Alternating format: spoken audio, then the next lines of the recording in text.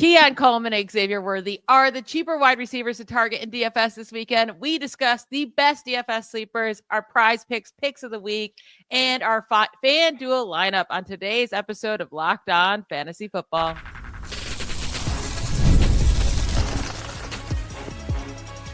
You are Locked On Fantasy, your daily NFL fantasy podcast.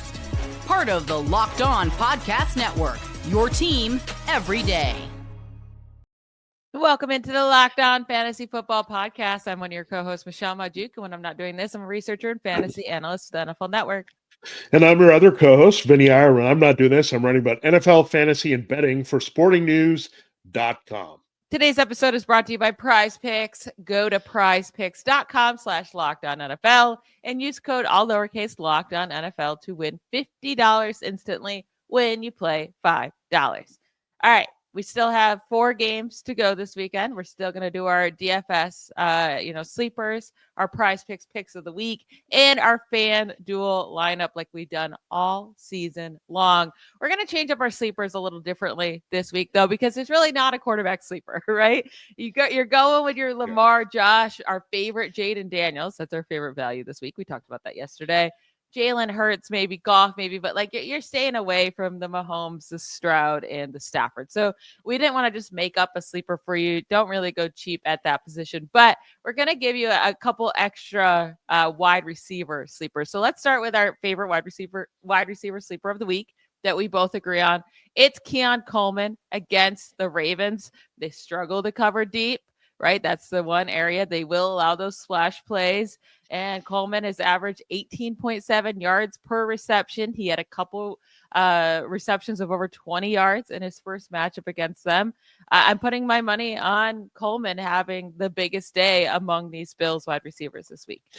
Yeah, it's very hard because they're very by committee. They use a couple tight ends. Amari Cooper gets in there. Khalil Shakir gets in there. But they're really kind of matchup based. Sometimes they'll be looking for the deep balls downfield. And it's kind of the way you have to beat the Ravens if they're going to open up the running game at some point with James Cook in the second half. They're going to have to stretch the field a little bit and also make Josh Allen a little bit more comfortable because he likes throwing deep. So Keon Coleman was very quiet in his wild card debut as a rookie second-round pick. I thought he would be a bigger factor, quite honestly, all season long, but he's been hurt. That's been tough. And then you had Amari Cooper, who also came in and was hurt in midseason. So they haven't had a lot of continuity at wide receiver. It's kind of been by committee, piecemeal production here in the wake of losing Stephon Diggs and Gabe Davis. But Keon Coleman gives them that element that Gabe Davis once did, that ability to stretch the field, make big plays. And they're hoping for a lot more, right? They don't want him to be just the one trick big play guy, stretch the field. I think they want a lot more out of him. I think you'll start to see that in reality and in fantasy in year 2, but this is going to be a way to build on that, right? Or to start to set the foundation for that. So when I look at this game, again, the matchup should be good. I mean, let's hope he gets Brandon Stevens. That's the best matchup on the board, maybe in the entire weekend, right? Of all these games, if you look at it with the corners, he's terrible at covering downfield. He's actually not very good in the red zone either. So if they take a shot with Coleman and his big size there, then you could also get some points out of him. But Coleman's just too cheap now not to play on FanDuel. Very affordable. DraftKings very affordable. So wherever you're playing him, Coleman is a good value. Yeah, I really do just think I'm going to talk about him in our prize pick segment as well. I think he's going very under the radar this week just because of his, he hasn't had a huge game in a while, and then last week just total dud, but against the Broncos, great secondary. So don't overlook him. Your wide receiver sleeper of the week, it's Xavier Worthy, which isn't like a deep sleeper, but he's cheaper than the top guys, right? He's kind of in that third area of like most expensive wide receivers against the Texans. We just saw Ladd McConkey go off against the Texas defense. Like they're weird because they're pretty good overall, but they still allow those big splash plays. Yeah, and Worthy had a nice game against them in the first meeting. It was the Chiefs controlling the action there on Christmas Day. So it was a pretty easy, well, not Christmas Day, but that week, when they were playing the Steelers and after that game. But when you look at that, playing the Texans, he's going to be their top guy. I mean, they haven't quite unleashed him. I think this is where all their like secret weapons, so to speak, get unleashed.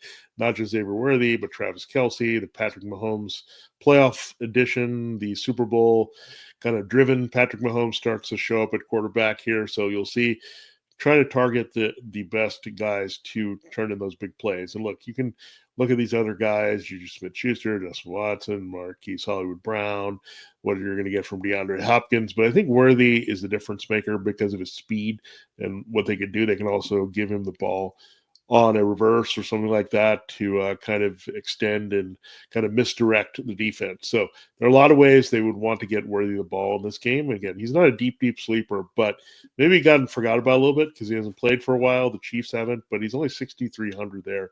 If you're going to look at him on FanDuel, just a good play this week because I think the Chiefs will try to get that rookie involved. And again, essentially when you get this deep in the season, get into playoffs, and you played as much as Worthy has, with all their veteran kind of shuffling in with injuries, he's pretty much going into year 2. Yeah. And I will say, if you can afford Xavier Worthy over my guy, then do it. But if you need to go with someone even cheaper, because you need to fit someone into your FanDuel lineup that's cheaper. I know I said him last week. It didn't work out, but Olamide Zaccheaus at the Lions, I like him. And it didn't work out because it was Diami Brown instead, right? Out of nowhere. Now, I like Diami Brown had one good game. I'm not saying like that's not the guy I want to go chase. I'm going back to Zaccheaus. I think now the Lions, I mean, they just saw what Diami Brown did to the Buccaneers last week. They're going to think about that, right? They're going to have more coverage on him. Carlton Davis is on IR. Terrion Arnold is banged up, but even he's going to play, but he'll be on Terry McLaurin, which McLaurin will be fine against him. But Zaccheaus is going to have a nice matchup against a really easy secondary. So I'm going back to him cheap if I need someone very cheap. Now, our favorite running back, again, like I think both of us would prefer to spend up on running backs this week and quarterback and go cheaper on tight end and wide receivers, right? But if you do have to go cheap at a running back, I think our favorite would be Justice Hill against the Bills, just because of how much they struggled to cover those receiving backs this week or this year. And, Justice Hill gets used. He gets the targets, especially with Zay Flowers out. He's going to get targets, and he's been catching receiving touchdowns as of late. So not a bad option with his cost. Yeah, and the Bills have improved at linebacker because they got healthier there. But again, I wouldn't say they're totally a shutdown kind of coverage unit at this point. So they still have ways to go there. Hill has been a big factor in some games. He was last week. Not a lot of touch is right, but just enough where he gets involved. He can make a big play and a touchdown, and that can just boost his value significantly. And you can get that massive 3x or 4x return without a lot when you go cheaper on some of these guys that have the big play potential. Justice Hill certainly has that. He can rack up a few catches here. Let's hope he gets like 3 or 4 balls. Maybe he gets 30, 40 yards and maybe a score. And then you're already looking pretty good here with what his output is in relation to what you paid for him. Yeah, so it's not like we're pumped about Justice Hill this week, but we think he can give you enough for his cost to make him a solid option if you're looking for someone cheap at running back. Now, tight end, we both really like Dalton Schultz this week against the Chiefs. He had a really solid week just a couple weeks ago against the Chiefs because the Chiefs give up a lot of yards to tight ends this year, actually the most in the league. But he also caught a touchdown in that game. He had 8 targets, 5 receptions, 45 yards. And Tank Dell dominated in that game right before the injury. Now you don't have him. It's really just Nico Collins and Dalton Schultz. I mean, that's really it for these targets, and you're considering a good matchup. I do think Schultz has a really good game. Like his good game is probably 60 yards and a touchdown, right? But you're going to take that, and I think Schultz is a really nice option this week. Yeah, it's a good way to save. I'll tell you if you want to pay up a little bit where you would go if you're not going there. But Dalton Schultz, again, the Chiefs' coverage against tight ends has been poor all season. That is not a number that's failed us in many games. I guess there was 1 or 2 there that the opposing tight end didn't come through. But if they're going to get him involved, I think it would make a lot of sense here, right? They're down Dell, who was a big factor in the first game.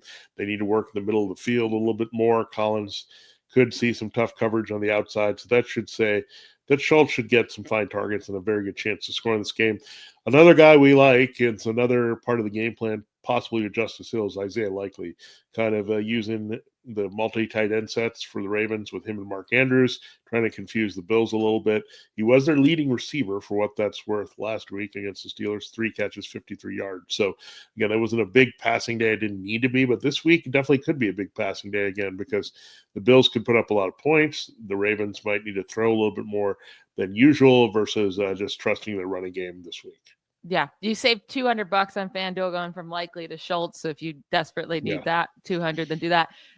But Schultz, if not, I think we lean that way. We're going to get into our prize picks of the week. If you don't play prize picks, I don't know what you're doing, because I get that they're a sponsor, but also it's just such a fun time, and it's such a easy way to make all games more exciting. So if you don't play, Vinny's going to let you know how to do so right now, and then we'll get into our prize picks of the week.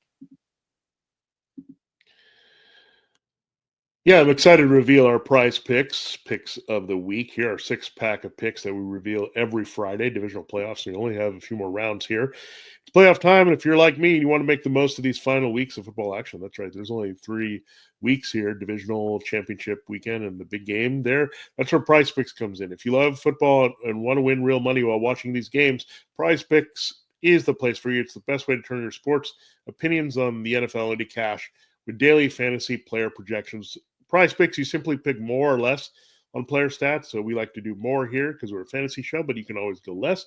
And these are numbers that you traditionally see. You're not getting too crazy with the stats. It's total passing yards, rushing touchdowns, receiving yards, all that good stuff. So the things that you're used to and what you see is what you get with what they produce on the field.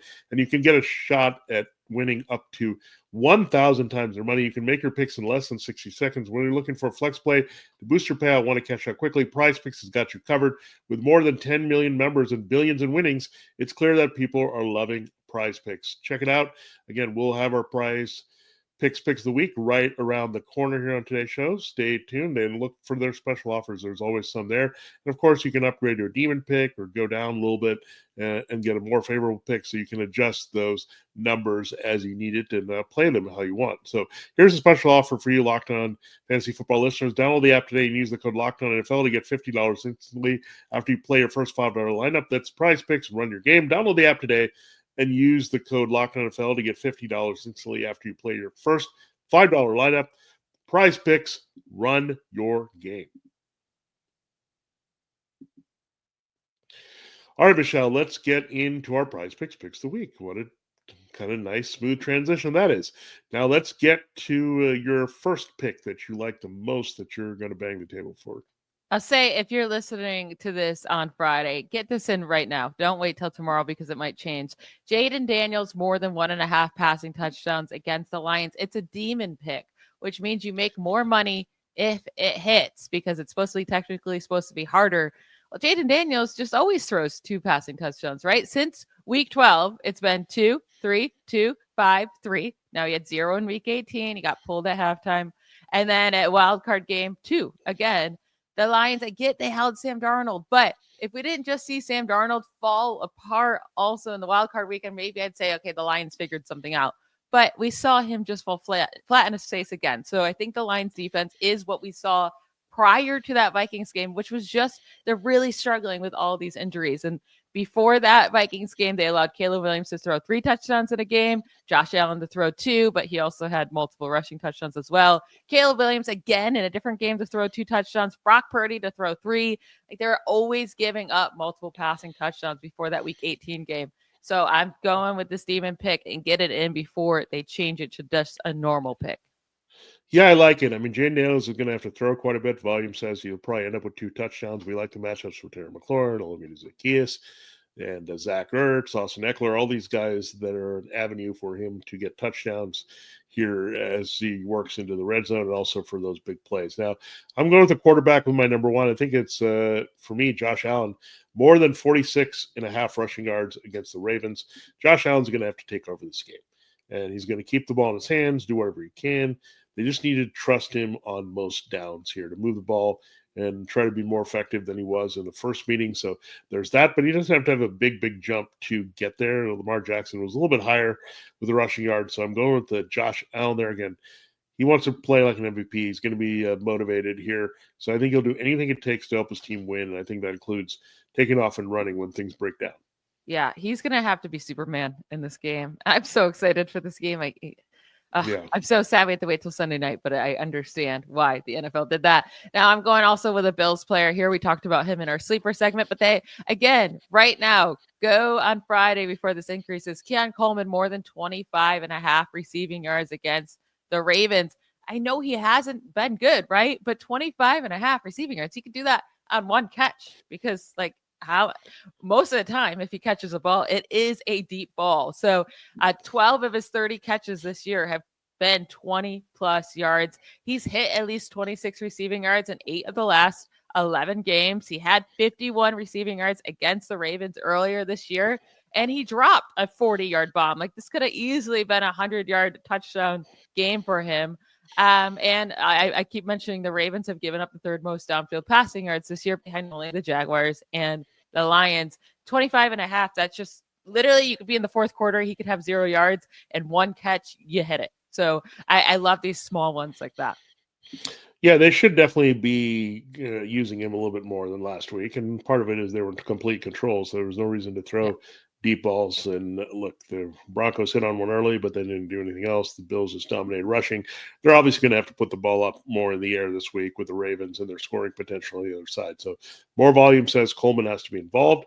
The way this matchup plays is they do have some deep issues, again, with Stevens and other guys that they have back there. They're going to try to protect against a big play, but this doesn't require a lot, right? This could happen in 2 plays, right? If it just breaks down, Coleman has a couple catches, I think he'll hit this 25.5 for receiving yards that clear that easily against the Ravens. Now, I have another guy I think is going to have a big day is Jahmyr Gibbs. I have more than 24.5 receiving yards, so very close there, just a yard difference. And Gibbs, again, they might not need him as much in that capacity. They should be able to run with him, but I also think they want to give him a field. You can't beat these Commanders linebackers, and any way to get Jahmyr Gibbs the ball is going to happen. So I think he can do this on a couple catches, get out there, screen plays. Dan Quinn will see how aggressive he wants to be. If he dials up the blitz, you'll see those screens, ways to get the ball out of Josh Allen's hands quickly. So again, this can happen in 2 plays. I think he has like 4 receptions in this game, and that'll help him put him above 24.5 receiving yards. It is interesting because the Commanders were so good at stopping receiving backs this year, but I think the Lions offense is just different. Like I think looking at trends across the league and then comparing it to when they face the Lions is just completely different. So Gibbs should have this. Gibbs is one of my favorite plays this week as well. My last one, I'm doing a combo connection. It's Travis Kelce plus Dalton Schultz, more than 91.5 receiving yards in the game they're playing together against. Listen, Kelce comes out for the playoffs, right? So he could have 92 yards by himself. Last year in the playoffs, after really struggling in the regular season towards the end, he had 71, 75, 116, and 93 receiving yards in his 4 games. So I do expect Kelce to be a big part of the Chiefs' game plan this week. That means Schultz will not have to do very much at all, but I do also expect Schultz to have around 50 receiving yards. So they both need 46 receiving yards to hit this. The last time they played, they did not hit it. They only had 75. But again, Kelce, I think, will be different in the playoffs. But the last time these guys played in a game, not in the same game, was week 17. And they combined for 105 yards. The last 12 weeks they both played, they had over 100 yards in 7 of those 12 weeks. So I like them to hit this combo in this matchup. Yeah, it doesn't require a lot on either side, right? 50 yards is not a big day for in the Kelce standards at this point, and then just getting those receptions and volume. But I think they will. Again, the Chiefs really stinking covering the tight end, and again, it's Kelce's time of the year to shine. So again, he could clear this alone and push it for like 95 to 100 yards himself as they start the playoffs. Now, my last one is going back to the well. He did not come through last week, but this tells me there's a greater chance of him coming through this week. Is A.J. Brown, 69.5 receiving yards. Now, that number is pretty high, given he was reading a book and checked out a lineup, and he was double-teamed there last week. He had the 1 catch there recorded in that matchup against the Packers. So now you look at this week, do you get more out of A.J. Brown? The Rams secondary is not all that daunting. They have some young players that are coming on. Their pass rush is their strength right now, obviously, coming off a record playoff 9 sacks in that first round against the Vikings. So they'll put on some pressure, but we know Jalen Hurts can avoid things with his running and also extend plays, get the ball downfield. I'm not sure who got the double team, but they'll find a way to kind of grease him all over the field. So A.J. Brown, 69.5. He can do this actually in one play. He's a field stretcher, but is he going to stay engaged enough if they check out? I think the Rams will give them a better game than they did the first time. That's going to help here. But again, I'm going back to it again. He typically has a big game after there's a whole debate over should he have been doing this? What is connection with Jalen Hurts is? Usually after that, he answers everybody and comes through. So I'm looking for that he's due type of action here from A.J. Brown. Yeah, it's been pretty obvious lately when A.J. Brown is going to have a good game or not. It's like when he hits his breaking point and it blows up in the media, and then they come out and they have a good passing game all around for the Eagles, and A.J. Brown has a good game. So it's like it takes that for them to finally connect. I don't know, for finally get targets, but I agree. I think A.J. Brown has a huge game this weekend. All right, we're going to get into our FanDuel lineups, kind of put it all together. I mean, it's going to be a lot of guys we mentioned, right? That's why they're going to be in our FanDuel lineups, but we're going to try to make the best lineup possible to get you that win. Vinnie and I will both share our lineup right after a quick break. This is a message from our sponsor, Intuit TurboTax. Are you tired of the endless waiting, wondering, and worrying about your taxes? Well, now that's a thing of the past. You see, taxes don't need to be complicated or stressful. TurboTax is here to change the game by matching you with a TurboTax expert who can get to work on your return right away. No more waiting for answers. No more wondering if you're missing out on deductions. Whether you got one form or 20, TurboTax experts give your taxes their undivided attention while you get real-time updates on their progress so you can focus on what really matters. You won't have to lift a finger, but you'll get the peace of mind knowing that your taxes are being handled by the pros. Ready for stress-free taxes and the most money back guaranteed? Head over to TurboTax.com today and get matched with your expert who's ready to take your taxes off your plate so you can focus on your day. It's only available with TurboTax full service, real-time updates only in the iOS mobile app. See guaranteed details at TurboTax.com/guarantees. All right, let's get into our FanDuel lineups. We always start with our quarterback. Vinnie, who you got? I have a feeling we might have the same guy.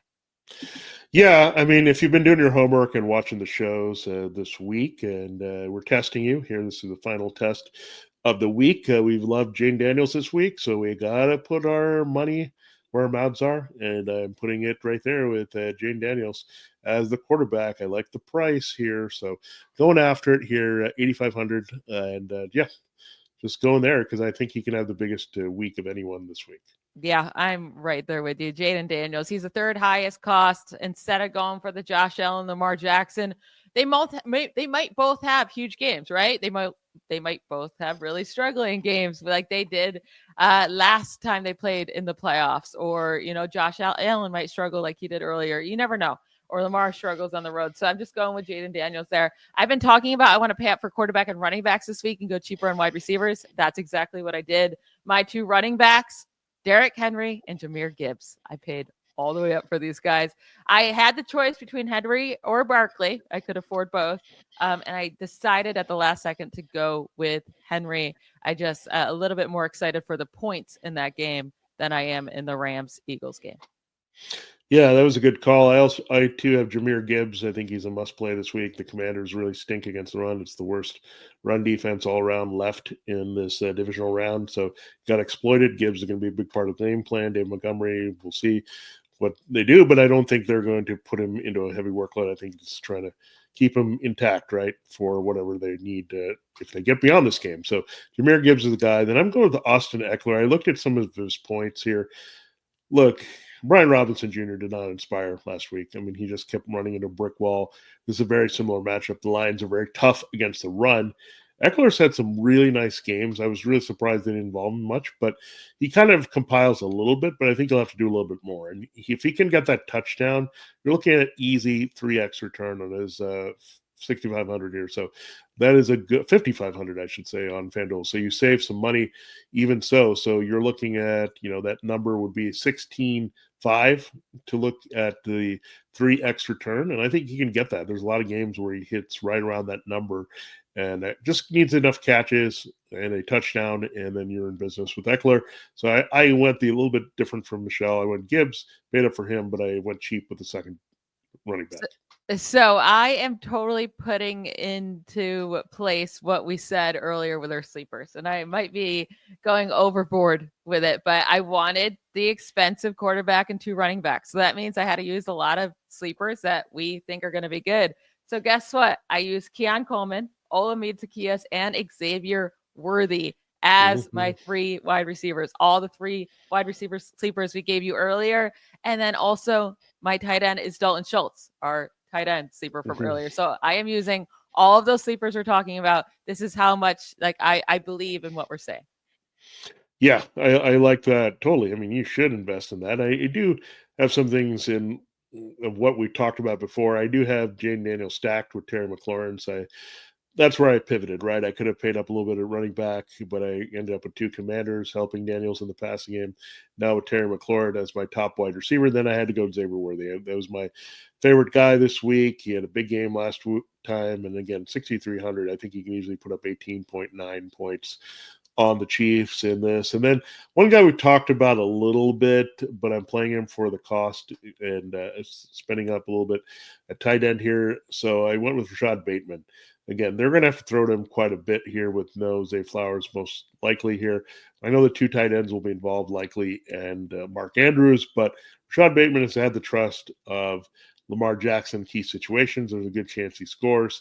So I'm not expecting necessarily getting him 18.6 points this week, but I could see getting a 12, right, if he has enough receptions and touchdowns. So you're not going to get – we talked about this. There's just not a lot out there to get 3X. You're just trying to get the best player in position to kind of really outplay their value. And Bateman, I think, is like that, much like I had Eckler at running back. Yeah, I like the Bateman one because, I mean, if they're going to get in a shootout, right, we don't know if they will. Maybe Derrick Henry can destroy them, and I have him in my lineup, so okay. But, if Josh Allen can put up points, Lamar's going to have to throw, and Zay Flowers is really looking like he's not going to play. So Rashad Bateman has been stepping up big time, so I like that. My flex play might be my best wide receiver in this lineup, honestly. Jameson Williams, 6,700. Again, we think this is going to be a high scoring game between the Lions and the Commanders. Jameson Williams has just been getting it done. Like, he's really stepped up this year. So I wanted him in my lineup too. I think his cost is really very nice. Yeah, that's a good choice there. I mean, again, anything attached to that game, big plays can be paying off there. We'll see. I don't know. Marshawn Lattimore was not all that against Mike Evans last week. So, again, this is speed receiver. It's a younger receiver, so you can maybe give Lattimore, who's a little bit older, some problems, especially being banged up all week long and really all season long in the transition from the Saints to the Commanders. Now, I ended up with a 2 tight end set. So I'm going 12 personnel here this yeah, so however you want to look at it, whatever you want to do. If you want to call 1 tight end, 1 flex, I'm not going to designate them here. You go either way, however you prefer. But I'm going Sam Laporta and Travis Kelce. I'm getting them in the lineup. These are 2 really good matchups for these guys. Laporta's is excellent. I mean, the Commanders can struggle there. They're not bad at covering backs, but they're weaker at covering tight ends. So I'm hoping that Laporta gets involved a little bit more, and I don't know if they'll have the deep balls as much. So you're going for the deep ball with James Williams. I'm trying to go intermediate with Sam Laporta a little bit more in this game. So that'll be interesting. Maybe it'll be a decisive factor here, but I think they'll use their main guys, St. Brown, Laporta, and Williams. So I think Laporta has a very good game, and Travis Kelce, it's playoff time. He's going to look at the clock. He's going to look at the calendar. He's going to see who's up there in the stands. He knows, wait, this could be it for him. I mean, we always say that, but as he gets older and he keeps adding more rings and he puts up numbers in the playoffs and he further cements his status as arguably the best receiving tight end ever, then Travis Kelce is going to come through. And he just loves this time of year. And again, well rested, which is great. I mean, his body takes abuse. He's getting older. So when he has that extra couple weeks off, he's going to be fresh here. And they're going to give him a lot of opportunities against the Texans this week. Yeah, I like that you got Kelce in that lineup. If I could have gone anybody more expensive, I was looking at Dallas Goedert too. I really like Dallas Goedert this week, but I had to go cheaper just because of how much I spent on my running backs this week, but I'm okay with that. And then last defense, I had to go cheap too, but I don't actually think this is a bad option. The Texans at 3,800, one of the cheapest defenses on the week against the Chiefs. Like, Mahomes can throw throw picks. He's been throwing picks this year.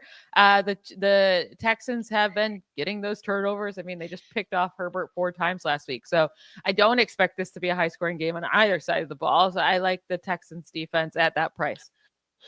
Yeah, I did something even cheaper here. I don't know why I kind of like the Rams this week, but maybe because of their 9 sacks last week. That's inspiring that they're going to do something and maybe change the script a little bit from their previous meeting when Saquon Barkley ran all over them. I think they're going to shore up a little bit. And I don't think it's really hard for running back to pull off that type of game when everyone knows it's coming and they're going to try to contain it. So if I'm the Rams, I would make Jalen Hurts throw a little bit, see what happens here, because again, they have limited receiving help beyond Devonta Smith and AJ Brown. They were both quiet last week. I want to see how healthy Hurts is. I want to see how healthy these receivers are, and the Rams will have a good game plan. They were excellent last week, right? I mean, they just throttled the Vikings, had a big play touchdown, had those sacks, had that pressure, were overachieving a little bit in coverage. So a lot of their young players are really coming through for the Rams. So just hoping that playmaking will continue, even if they give up some points and lose to the Eagles. Yeah, this Rams defense could be a very interesting defense to take next year in fantasy. Yeah. They're young but good, and they're really starting to gel and come together at the perfect time. So they'll just be fun to watch over the next few years. That is it for today's episode. We hope you win some money this weekend. We hope your favorite team wins if they're still in it. Just enjoy football. It's going to be a good weekend of games. We'll talk to you on Monday. Bye, y'all.